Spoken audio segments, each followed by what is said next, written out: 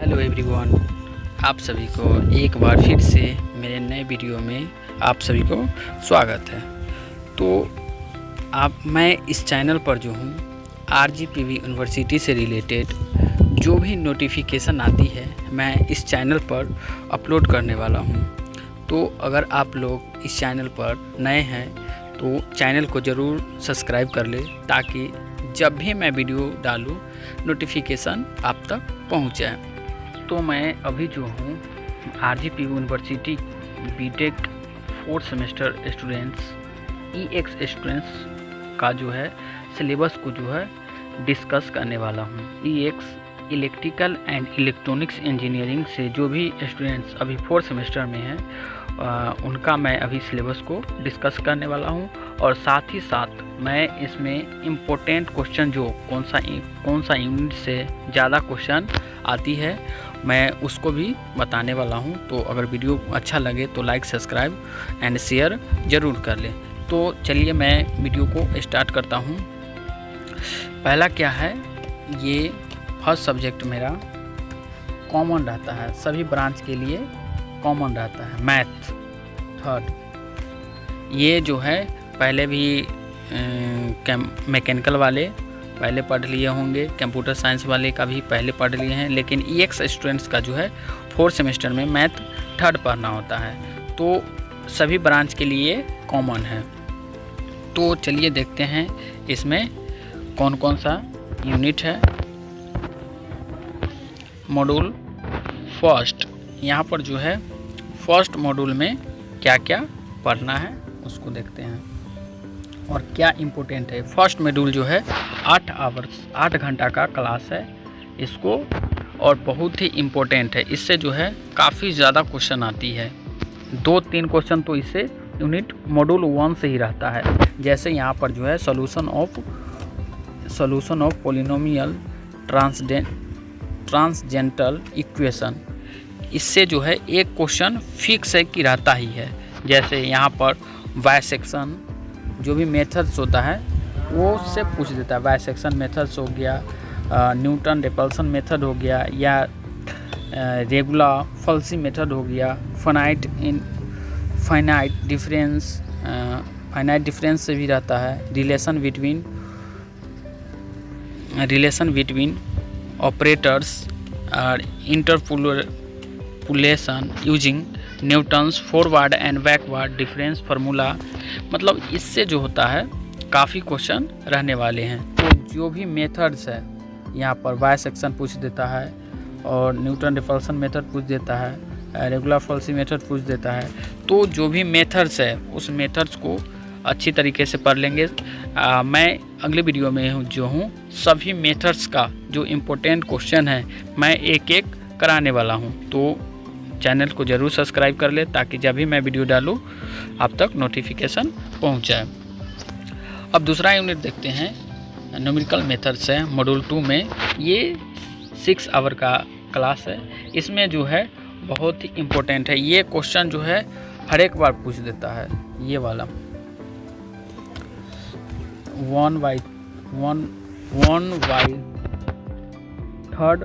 3/8 rules जो है पूछ देता है, बार बार पूछ देता है। तो ये जो है रूल्स को एक बार देख लेंगे। ये है ट्रांसपेजॉइडल रूल जो है, सिंपल्स का जो है, ये सिम्पसन्स का जो है ये रूल्स रहता है और ये हमेशा पूछता है। तो ये रूल को एक बार ज़रूर देख लेंगे, ये वाले रूल को अच्छी तरीके से। और आगे जो है यूनिट थर्ड में जो है ये यूनिट थर्ड मॉड्यूल थर्ड, ये 10 घंटे का क्लास है। ये भी इससे भी अच्छा खासा क्वेश्चन आ ही जाता है। तो ये यूनिट थर्ड को भी अच्छा से पढ़ लेंगे। जैसे यहाँ पर टेलर सीरीज, ये टेलर सीरीज से एक क्वेश्चन रहता है। टेलर सीरीज और Euler and modified Euler's methods, ये रंगे खुट्टा मेथड्स भी रहता है।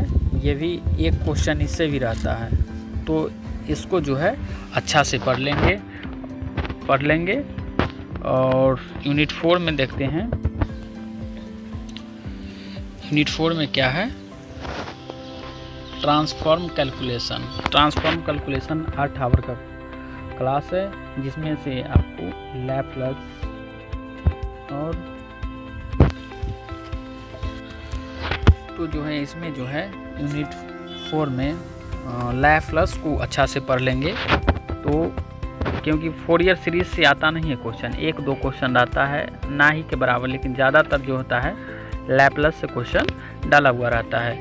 और यूनिट 5 में जो है कॉन्सेप्ट ऑफ प्रोबेबिलिटी, इसमें यूनिट 5 से ज़्यादा क्वेश्चन नहीं रहता है। तो अगर आप 4th यूनिट तक मैथ में अच्छी तरीके से पढ़ लेते हैं तो आप एग्ज़ाम में अच्छा मार्क्स ला सकते हैं। अब चलते हैं दूसरा सब्जेक्ट क्या है पढ़ना, उसको देखते हैं। दूसरा जो है यहाँ पर पढ़ना है आप लोगों को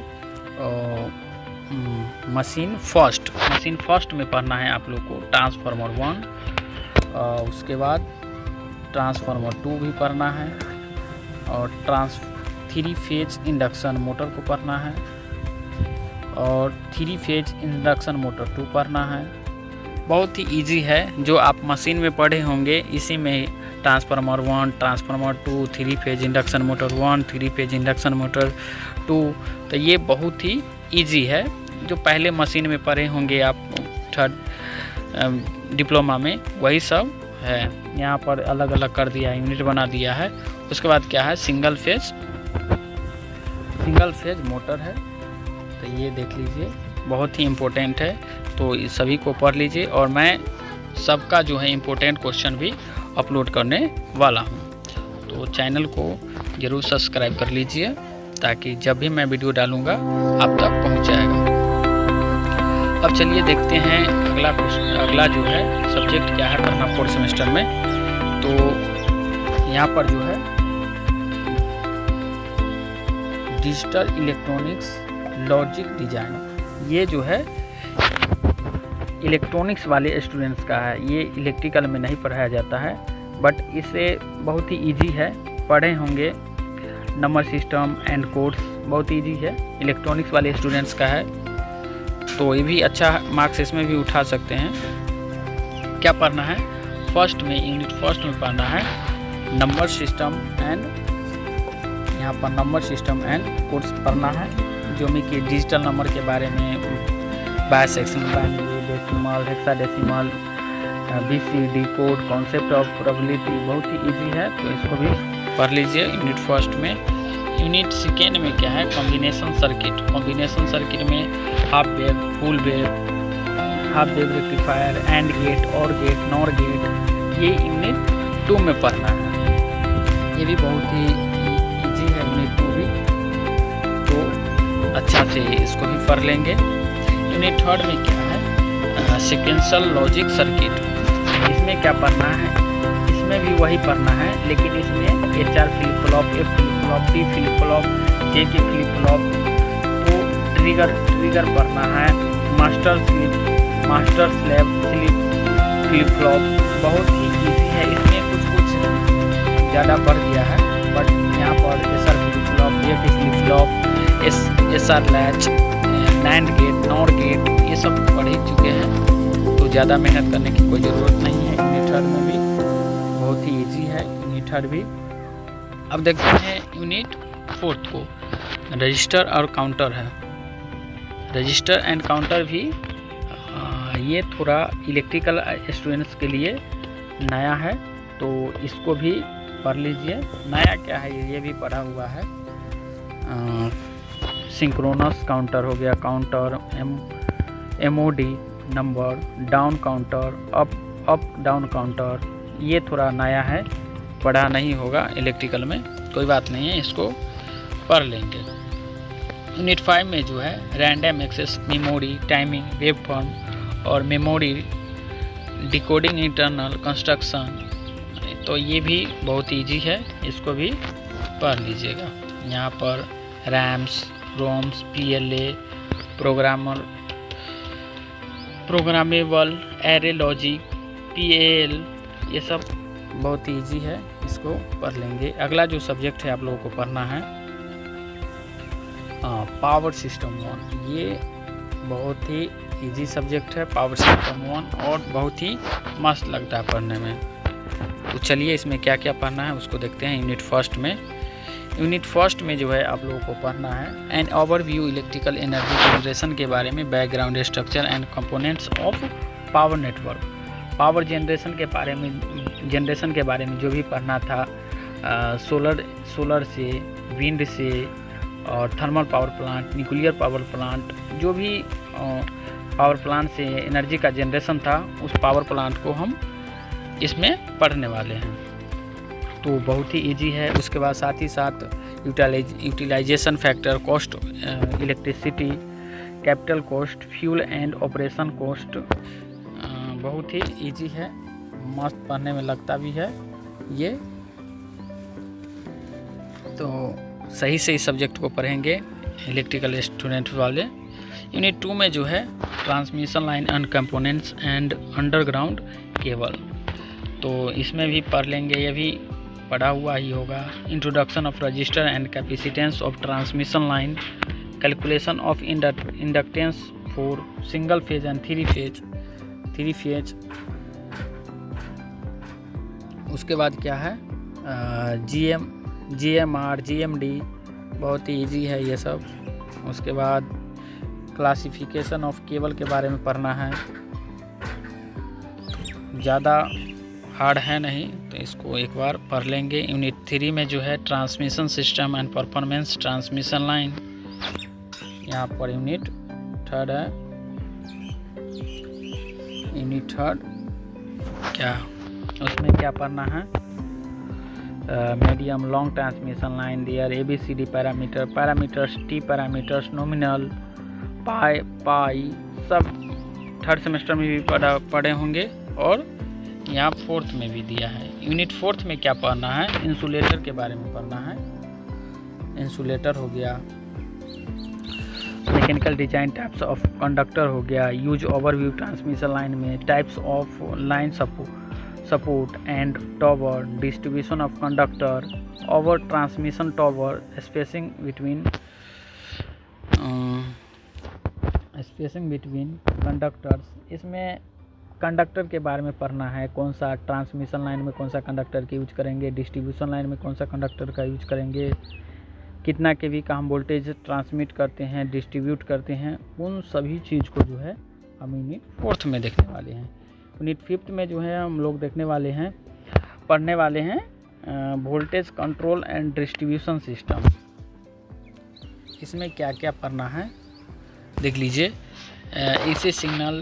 AC सिंगल फेज पढ़ना है, 3 phase, 3 wire, 4 wire distribution, kelvin law, most economical size of conductor, sub station layout, showing sub station, बस बार के बारे में पढ़ना है, सेक्शनलाइज बस बार, मेन ट्रांसफार्मर बस बार सिस्टम, इसमें बस बार के बारे में पढ़ना है पूरा। तो ये आपका पावर सिस्टम 1 हो गया। अगला जो है पढ़ने वाले हैं आप कंट्रोल सिस्टम। तो ये कंट्रोल सिस्टम जो है आप लोग डिप्लोमा में नहीं पढ़े होंगे, लेकिन ये भी बहुत जो है इजी ही है, सबसे रिलेटेड ही है, तो इसमें भी दिक्कत नहीं होना चाहिए। तो देखने वाले यूनिट 1 में क्या क्या पढ़ना है। इसमें फर्स्ट में पढ़ना है modelling of dynamic system, electrical, mechanical and hydraulic system के बारे में पढ़ना है। इसमें concept of function, Laplace transform भी पढ़ना है, state space, description of dynamic system, open loop and close loop system. Open और क्लोज लूप सिस्टम जो है ये इम्पोर्टेंट है, इससे जो है पावर सिस्टम में एक कंट्रोल सिस्टम में एक क्वेश्चन रहेगा ही। मैनसन्स फार्मूला को बहुत इम्पोर्टेंट है, यहाँ जो है open loop and close loop system बहुत इम्पोर्टेंट है। उसके बाद ये मैनसन्स फार्मूला ये भी इम्पोर्टेंट है, काफ़ी बार पूछा है, तो इसको अच्छा से पढ़ लेंगे। सर्वो मोटर भी पूछा है AC/DC में, टेको जनरेटर भी पूछा है, तो इन सभी को जो है अच्छा से पढ़ लेंगे। आगे हम लोग देखने वाले हैं यूनिट 2, क्या क्या पढ़ना है यूनिट 2 में। Time domain analysis of close loop system, test signal time response first and second order. ये भी इम्पोर्टेंट है, काफ़ी इम्पोर्टेंट है। टाइम डोमेन जो है first and second order system काफ़ी बार पूछा है, तो इसको अच्छा से पढ़ लेंगे। Feedback control, proportional, derivative, integrative control, ये भी बहुत इम्पोर्टेंट है, तो इसको पढ़ लेंगे। यूनिट 3 में जो है स्टेबिलिटी जो है, root Hurwitz, stability analysis, characteristics equation, close loop system, तो ये भी इम्पोर्टेंट है, काफ़ी बार ये भी क्वेश्चन पूछा है, तो इसको अच्छा से पढ़ लेंगे।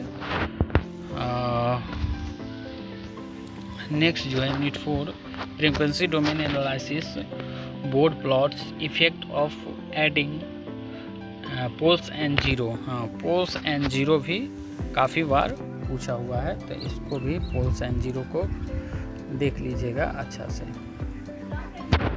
यूनिट 5 में जो है पढ़ना है design of control system, design of control system with PD, PI, PID, और ये जो है काफ़ी बार पूछ दिया है, तो इसको जो है एक बार अच्छा से पढ़ लीजिएगा, बहुत ही इजी है। और मैं क्वेश्चन भी कराने वाला हूँ, क्वेश्चन विथ आंसर के साथ, तो चैनल को ज़रूर सब्सक्राइब कर लीजिएगा। मैं जो भी इम्पोर्टेंट क्वेश्चन है उसको डालूँगा। नेक्स्ट जो है, अगर वीडियो अच्छा लगे तो चैनल को ज़रूर सब्सक्राइब कर लीजिए, और मैं इसमें जो भी इम्पोर्टेंट क्वेश्चन है मैं VVI के आंसर के साथ मैं स्टार्ट कर डालने वाला हूँ क्वेश्चन को। धन्यवाद।